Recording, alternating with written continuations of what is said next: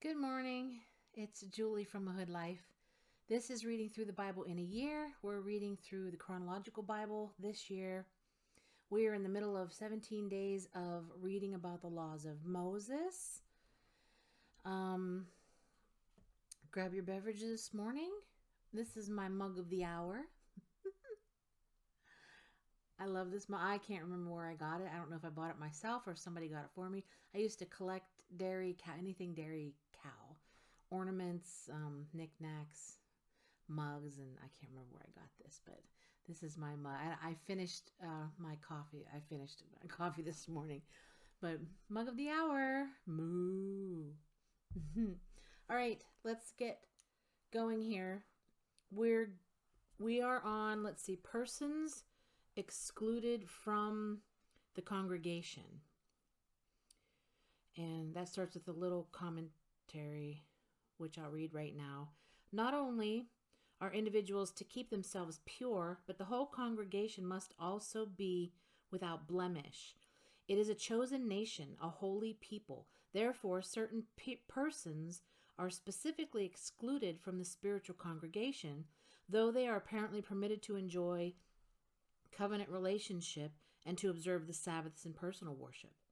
Among the ones excluded are those whose genitals are mutilated, perhaps in response to pagan practices of self-mutilation, and the children of certain forbidden relationships, such as prostitution and incest. These seemingly harsh exclusions are undoubtedly aimed at denouncing and preventing the practices which cause them. Okay, no one who has been emasculated by crushing or cutting may enter the assembly of the Lord.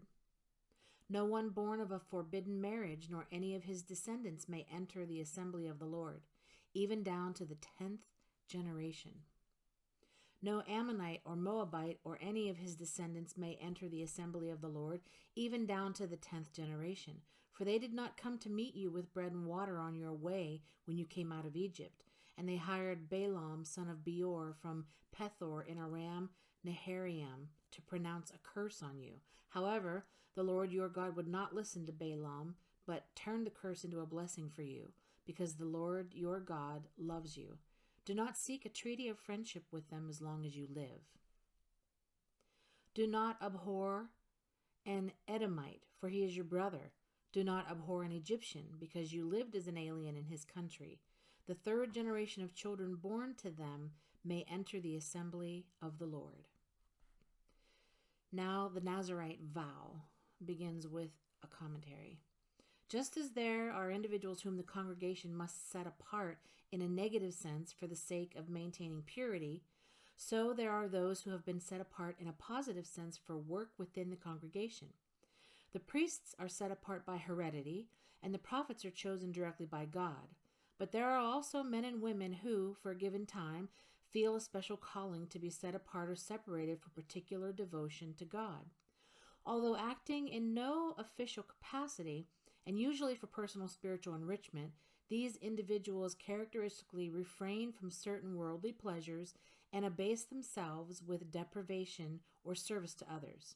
Apparently, it is already customary among the Israelites for a special vow to be taken when one wishes to begin such a period of separation.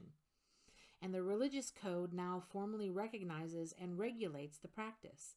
The Nazirite vow refers specifically to the act of being set apart and will be taken by at least 3 important historical figures in years to come. This is abstention from grapes. The Lord said to Moses, "Speak to the Israelites and say to them, if a man or woman wants to make a special vow, a vow of separation to the Lord as a Nazirite, he must abstain from wine and other fermented drink and must not drink vinegar made from wine or from other fermented drink. He must not drink grape juice or eat grapes or raisins. As long as he is a Nazirite, he must not eat anything that comes from the grapevine, not even the seeds or skins. Hair not to be cut. During the entire period of his vow of separation, no razor may be used on his head. He must be holy until the period of his separation to the Lord is over. He must let the hair of his head grow long.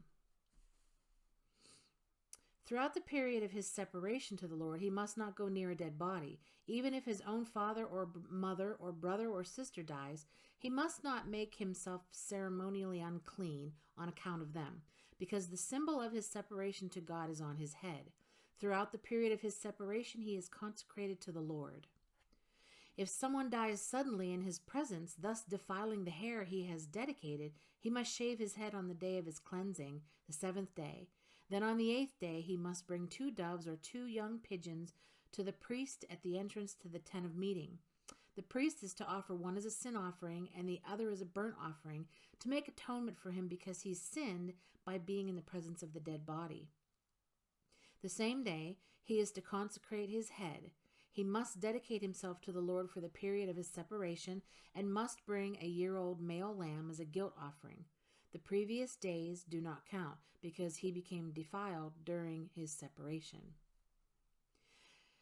Now this is the law for the Nazirite when the period of his separation is over.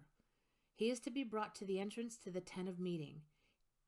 There he is to present his offerings to the Lord, a year-old male lamb without defect for a burnt offering, a year-old ewe lamb without defect for a sin offering, a ram a ram without defect for a fellowship offering, together with their grain offerings and drink offerings, and a basket of bread made without yeast, cakes made of fine flour mixed with oil, and wafers spread with oil. The priest is to present them before the Lord and make the sin offering and the burnt offering. He is to present the basket of unleavened bread and is to sacrifice the ram as a fellowship offering to the Lord, together with its grain offering and drink offering. Then, at the entrance to the tent of meeting, the Nazirite must shave off the hair that he dedicated. He is to take the hair and put it in the fire that is under the sacrifice of the fellowship offering. After the Nazirite has shaved off the hair of his dedication, the priest is to place in his hands a boiled shoulder of the ram and a cake and a water from the wafer from the basket, both made without yeast. The priest shall then wave them before the Lord as a wave offering. They are holy and belong to the priest, together with the breast that they waved and the thigh that was presented. After that, the Nazirite may drink wine. This is the law of the Nazirite who vows his offering to the Lord in accordance with his separation, in addition to whatever else he can afford. He must fulfill the vow he has made according to the law of the Nazirite. Now we're on vows of dedication. Begins with a small little commentary here. Although one might never take a Nazirite vow of self-abasement, he might voluntarily dedicate himself or his possessions for the Lord's work as a means of helping to support the financial needs of the tabernacle. This is done through an act of redemption by placing a value upon the person or thing dedicated and giving the value as a donation. The following rules pertain to such vows and gifts. The Lord said to Moses, "Speak to the Israelites and say to them, if anyone makes a special vow to dedicate persons to the Lord by giving equivalent values, set the value of a male between the ages of 20 and 60 at 50 shekels of silver, according to the sanctuary shekel. And if it is a female, set her value at 30 shekels. If it is a person between the ages of 5 and 20, set the value of a male at 20 shekels and the value of a female at 10 shekels.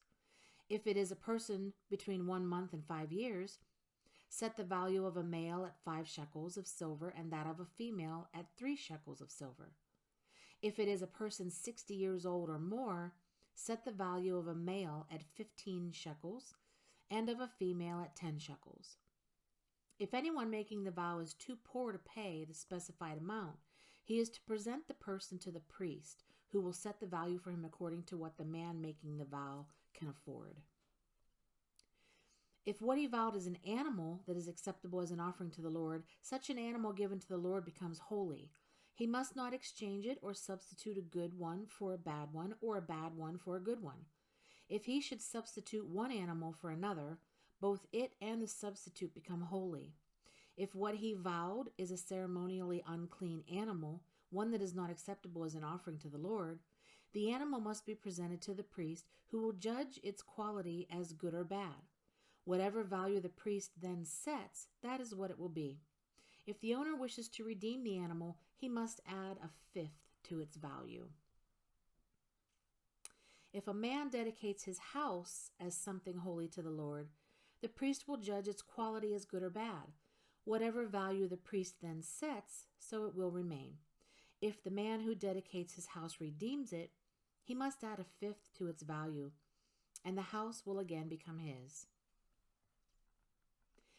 If a man dedicates to the Lord part of his family land, its value is to be set according to the amount of seed required for it, 50 shekels of silver to a homer of barley seed. If he dedicates his field during the year of Jubilee, the value that has been set remains.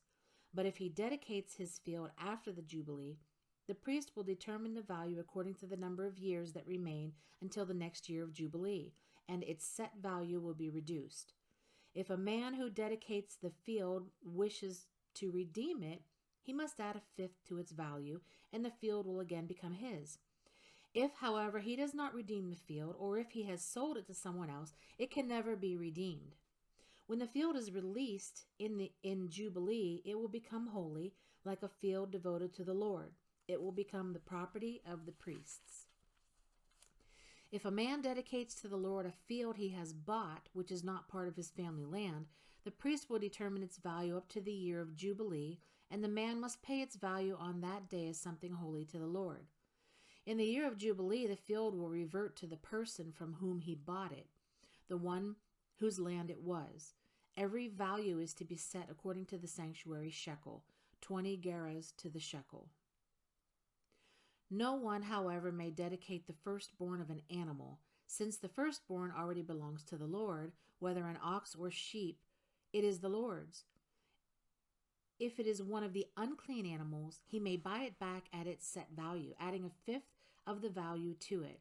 If he does not redeem it, it has to be sold at its set value. But nothing that a man owns and devotes to the Lord, whether man or animal or family land, may be sold or redeemed. Everything so devoted is most holy to the Lord. No person devoted to destruction may be ransomed. He must be put to death.